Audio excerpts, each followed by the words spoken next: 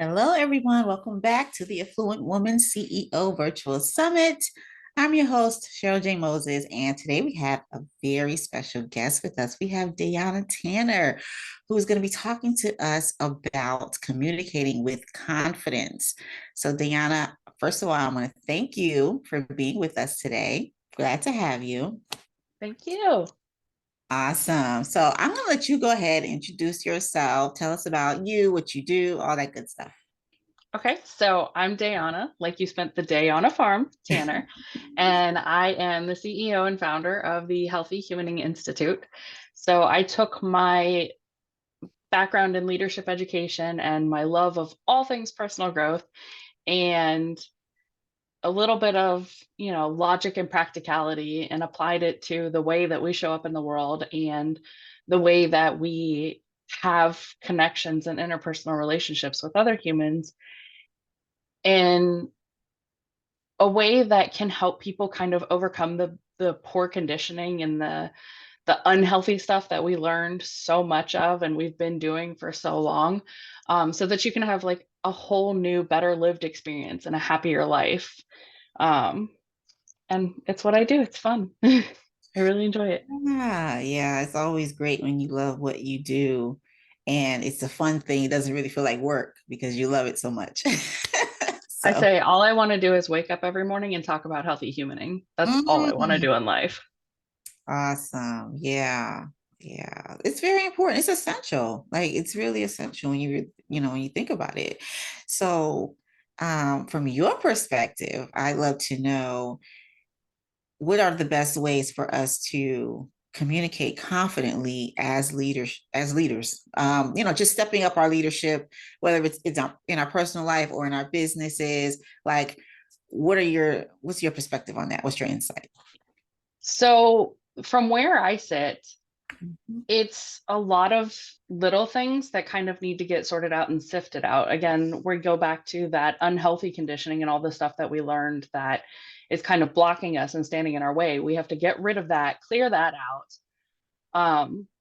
The thing that I created to kind of help people work through it, I call it the brace method. And the whole reason that I went with that is because it acts as, so in construction, when they were doing foundation work. And if a foundation's not quite solid, they do what's called an underpinning.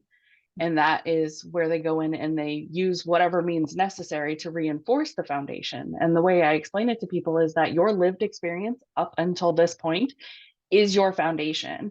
For better, for worse, there's no going back, undoing it, redoing it. You can't fix it. But what you can do is you can take the components of the brace method, which is using the acronym BRACE: boundaries, personal responsibility, autonomy, communication, and emotional intelligence, and use that to strengthen your foundation.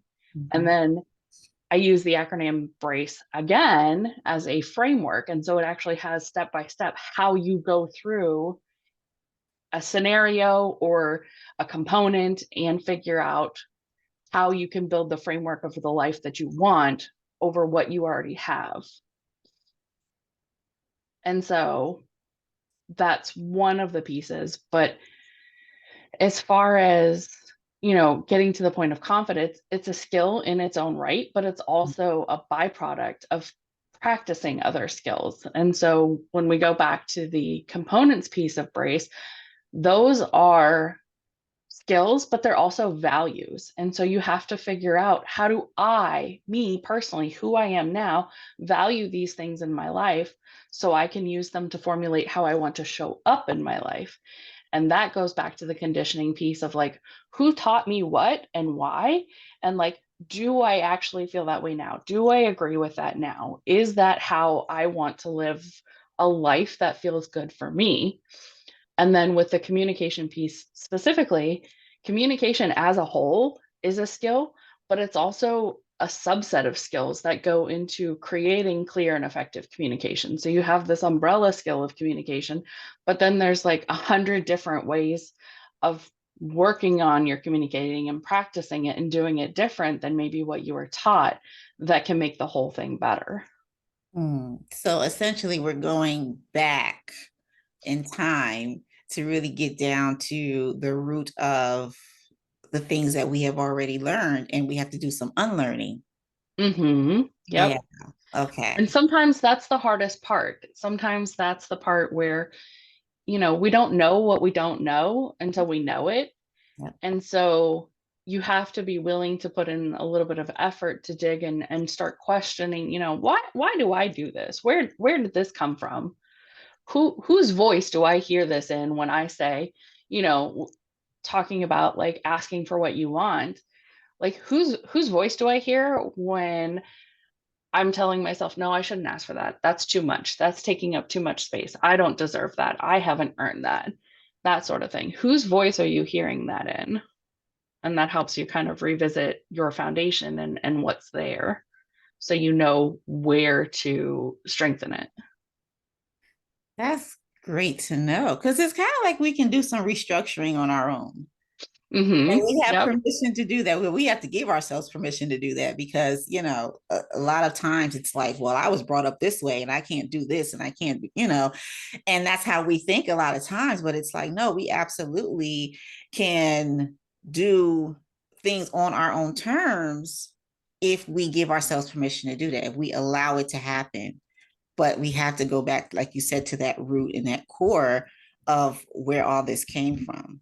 And hmm I know I've had questions of why am I like this? Why do I do that? Is it me? Am I the drama? Right, right. Exactly. So yeah, and yeah, so you get to a point, I think, in your adulthood where you're saying, you know what? I don't accept this. I don't accept this about myself. I don't accept um this type of thing that I'm doing. I want to change this. It's not right with my soul. I'm going in a different direction here. And I think if we're being led to go in a different direction, we can allow that to happen instead of resisting it. Because if we hold on to resistance, I know I've done that, holding on to resistance because you're just not sure. Like you said, you don't know what you don't know until you know it. But if you hold on to resistance, you'll never know what's on the other side for you. That's how I look at it. How do you look at hmm And humans have this funny little quirk where we'd rather stay in the discomfort that we know than try and venture into something that might be better, but it's so unknown. And we're really cute like that. Like that? humans are just adorable in that way. But when we look back, it's important to look at the bigger picture too of like there's a lot about our conditioning that is applicable on like just a human level. We're all inexperienced, we're all fearful, we're all lacking confidence just because we're all having a common human lived experience. But then we have to start taking into account things like systemic oppression, the patriarchy, gender inequality. Um, and the more we take those things into account, the deeper the conditioning goes that we uncover, and the steeper the learning curve for healthy humaning becomes. And so then we start adding in intersections of our own identity and our own lived experience. And it gets even harder to tear down everything that we've built ourselves into up to this point and get to a point where we're flexing healthy, confident, and effective communication across the board. Mhm. And it gets worse when you account for the people who were born, raised, socialized, or present as a femme person, because as a whole, we were very carefully and deliberately conditioned in ways that make communicating with confidence feel extremely uncomfortable and difficult. There's social, religious, familial conditioning that has in complicit place, Mhm. and empowerment and confidence, those things require knowledge and choice and practice in order to be able to flourish. And so that's where that choice piece comes in. I can choose differently, but somebody has to tell you that you can choose differently. It's not something that we just know because our conditioning says we can't. Yeah. Do you think like sometimes with the idea of communicating confidently can be lacking if we are, let's say, an introvert?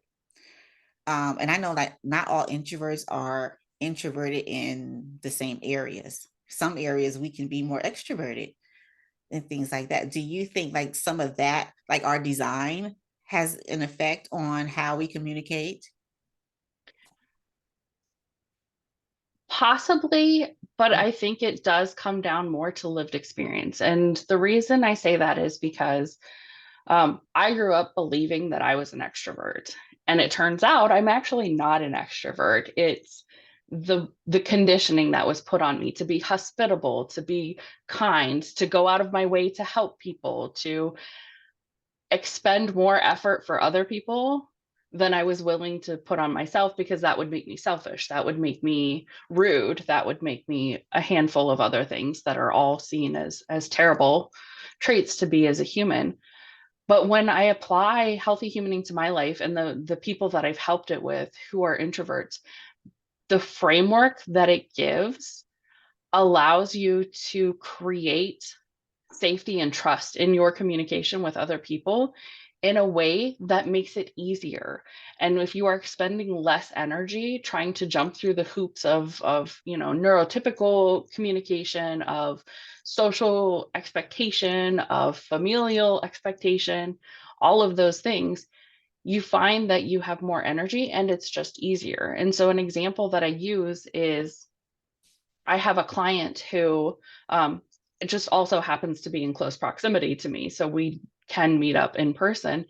And the shift of creating that safety and trust of being able to say, hey, I recognize the people pleaser in me recognizes the people pleaser in you. And I just want to let you know that when you are with me, you are allowed to say, hey, this is what I want, this is what I need, and then act on that in accordance with, your autonomy, your values, your needs, whatever it is at the time. And so the shift came from away from this, oh, gee, I feel like maybe I should go. I kind of have this other stuff to do, or, oh, I don't want to be an imposition. It's getting late. You have kids to put to bed. And to be able to just say, you know what? I'm done. I want to go home now. And there's no hard feelings there. There's no, because we have built a connection, we have built in safety and trust. We have said, hey, it's okay. Like, yes, I, as a neurodivergent person, experience rejection sensitivity dysphoria. So I might have some feelings if you just abruptly say, hey, I'm ready to go home now. And also, that falls under my personal responsibility to handle. That falls under my emotional intelligence. And I get to choose how I respond to those feelings. And I don't need to make it your problem just because you're ready to go. And then it goes in reverse. So people who have gone through this shift find that maybe they're still introverted, but with the right people, it's easier. Yeah. Yeah. And I think trust is a huge factor because when you have that type of communication with somebody and you know what you're, well, you know that there aren't any boundaries. I think that has that's a factor as well because if we're stepping into a situation and we don't know if there are limitations or if there are boundaries there, it's like, well, I don't know how I'm going to communicate in this type of situation because you don't know the other party. You don't know, you don't understand the other side of it.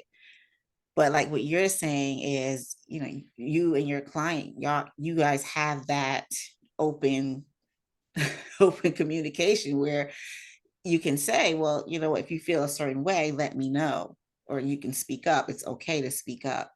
So I think even with whether you're an introvert or just anything, introvert, extrovert, whatever, if you're not really understanding what the boundaries are, it's like, well, I can confidently communicate, but I just don't know how the other side is going to receive it. And actually, I'm so glad that you mentioned that, because that falls perfectly as an example for personal responsibility. Mhm. It's not your responsibility to figure out how I'm going to feel about it and base how you express your needs and wants on that. Your personal responsibility is to say what you want, say what you need, and say what you are going to do. And the boundaries sometimes we can figure out boundaries before they get encroached on and somebody bumps up against them. Sometimes we don't know until somebody bumps up against it and go, "Oh, hey, so this is going to be a boundary." So if they came to my house and they said, "Whatever, your house stinks. I don't want to be here anymore." And we're like really cruel about it. Then I would have to be like, "Hey, this is the boundary. Like, yes, make the choice for you that you need to make. I'm going to support that. And also, if you can't be kind about it, then I am going to have to say, we can't spend time here anymore. We can't hang out at all, whatever the boundary that feels most comfortable for me." And so it is never going to be your responsibility to figure out how somebody's going to feel about something before you express your wants and your needs. And then if they do have a poor response to it, you get to decide, do I want to expend the emotional labor to have a conversation about this and try and have things be better next time? Or do I want to make the choice to just walk away? That's where your autonomy comes in. You get to choose how you handle that going forward. Yeah. And as leaders, this is what we need to do. We need to make these decisions and we need to be in some type of control.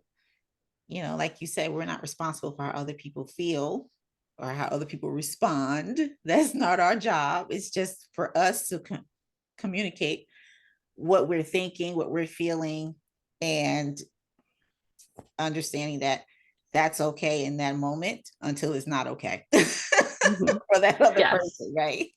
And that's where I like, you talked about the control piece is it was one of the most awakening moments of my life when I started to realize that, yes, I can't control anything about anyone.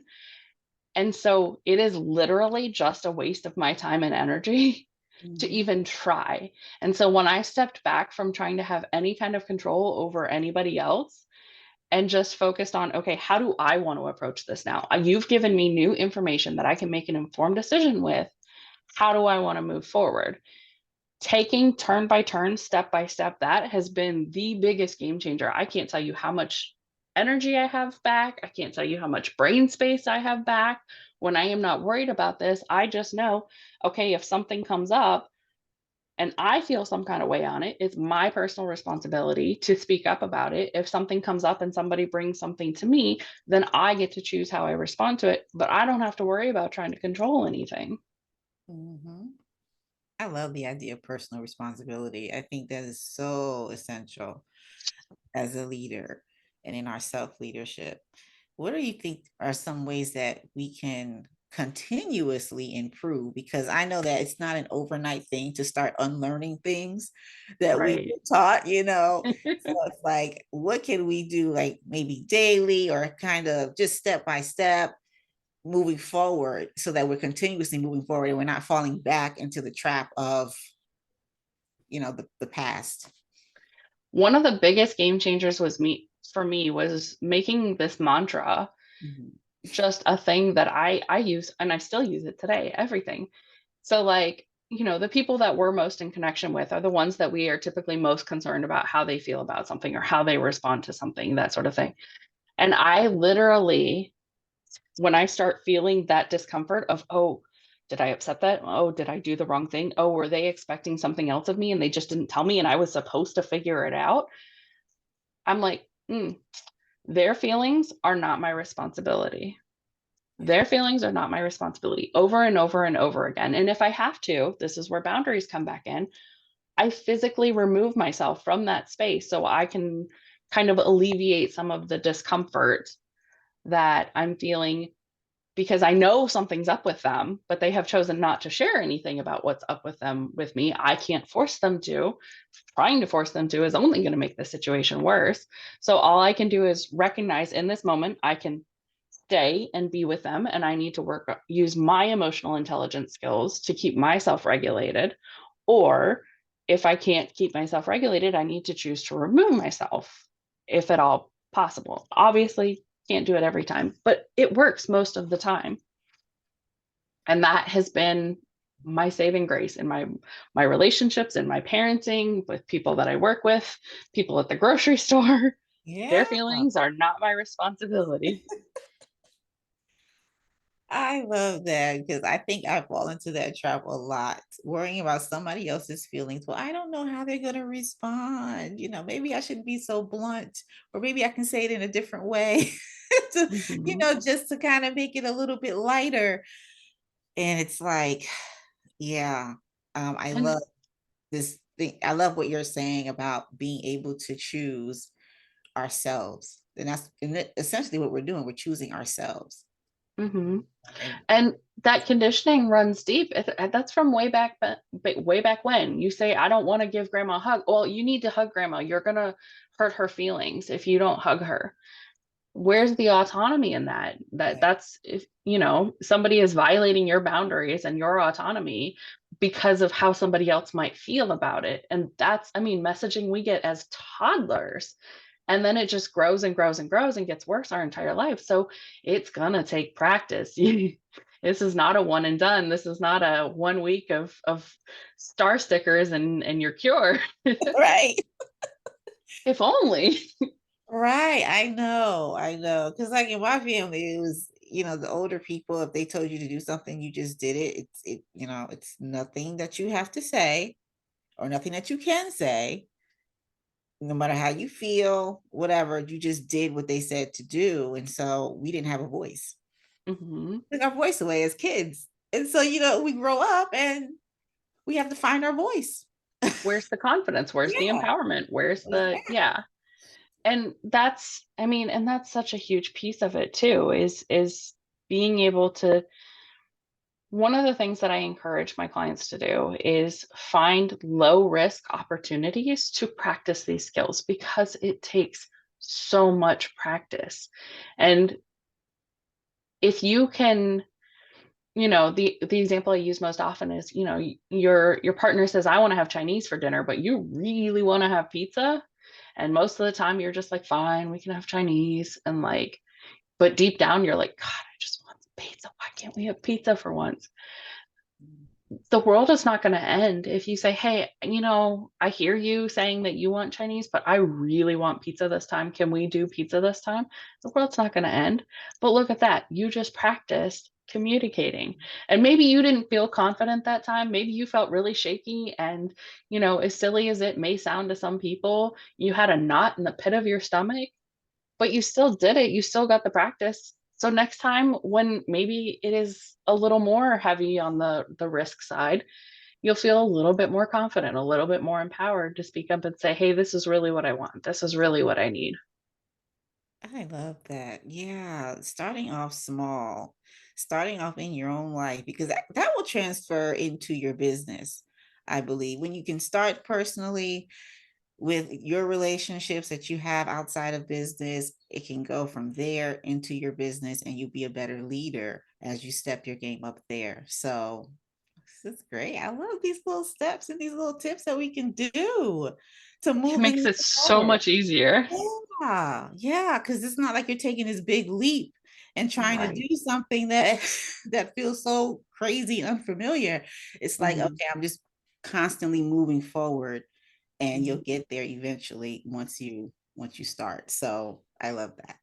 And I like to remind people that what I'm teaching here, this healthy humaning thing, like across the board, the only reason it feels hard is because you're learning it now as an adult with 20, 30, 40, 50, 60 years of experience in doing it unhealthy ways. If you had been learning this from the day you were born, exactly the way you should have been from the beginning, this wouldn't be hard. This would just be living. This would just be existing. And so, yes, it feels hard now. It feels hard to start, and that's okay. It's allowed to feel that way. You're allowed to be scared. You're allowed to be hesitant, but it's not going to be that way forever. It's not going to last forever. Right. Nothing does. I mean, just like everything else that we have to do to move forward and learn and enhance our skills, it's the same thing, really. It's just Mhm. something that you need to embrace and enhance. Hey, that's why I call it the brace method because you can embrace it. There you go. All right. I love going full circle. It's fun. Right. This has been great. And I love the idea of healthy humaning. Oh my gosh. Like we need so much more of that in the world today. So much Hmm. more. So much. And that's good news for me because I could do this all day, every day. Yes, you can. And you're great at it. Oh my goodness. So, Deanna, I want you to tell us what you have for our attendees, like what offer you have. Okay, so I have my handy little nifty printout of the brace method. And so it talks about how I talked about the foundation being is what it is and a little bit about that. And then it's got the underpinning components, which is the boundaries, personal responsibility, autonomy, communication, and emotional intelligence. But then it talks more about the framework and it actually gives you the steps of the framework, which we hadn't talked about. And, also, I made this, I created this, I still read off of it. I have it printed out. So when I'm having trouble with my humans and I have to work stuff out, I reference it. That's why I made it a printable because it's okay to need to go back and be like, wait, I feel like I'm supposed to be doing something different here. Let me look it up. Let me see what it is. Right. Um, so the framework brace is breaking down the struggle to identify the brace components involved. And that's what we were talking about at the beginning, like going back into your history and being like, where did this come from? Where am I struggling right now? What feels hard? Um, Reconciling your old behaviors and beliefs that you have started with to where you want to be, applying the tools, skills, and knowledge that's necessary to meet your end goal. So once you know where you want to go, then you know what gaps you need to fill in to get there. um, and then as you go through this process, you're going to continue clarifying your wants, needs, and goals because as you uncover more of your authentic self, you have to start sharing that with people. As you start sharing that with people and living that authenticity, you might find things like, oh, I thought that's what I wanted, but actually, no, I want this instead. I thought this was going to feel good, but it turns out it doesn't. And so you get to keep re-clarifying everything, and refining it so you can show up as the best you. And then finally, for the E, engaging in the behaviors for yourself and then the conversations in your connections with other people that you need to co-create change. Love it. I love it. Yeah. And I love that you have it as a printable and we can reference it whenever we need to go, whenever we need some help, because, go back to the basics here of what, the framework and everything. Yeah. Like that's so needed. And I use it with clients, I use it with my partners, I use it with my kids. I'm like, hello, which area does this feel like it's trouble for you? Can you point out on the on the picture? Tell me where it hurts so we can figure it out. Yeah, because that's like the foundation right there. And we always have to go back to the foundation so that it have a healthy foundation to stand on, because you're not going to be able to stand on a rocky foundation. So Exactly. You can't build the life you want on a foundation that can't support it. exactly, exactly. Hey, so where else can we connect with you? My website is the best place to find everything, healthyhumaning.com. If you want to keep up with like live real time stuff, I'm most active on Facebook, but I funnel everything to my website so you can get where you want to go from there. Okay, guys, check her out. She knows exactly what to do to help you move the needle forward and be confident with your communication and really with everything in your life as you try to progress in leadership. Because, like I said, this foundation piece is necessary and you have to have it all together in order to move forward and advance in your business and your life. So this has been great, Diana. Thank you. Thank you. Awesome. So we're going to wrap this one up. I'll see you guys next time. Thank you for tuning in. Go ahead and check Diana out. Make sure you connect with her on Facebook and wherever else you can see her because she's out All the there. places. Right. She's all the places. All right. So take care and we'll see you soon.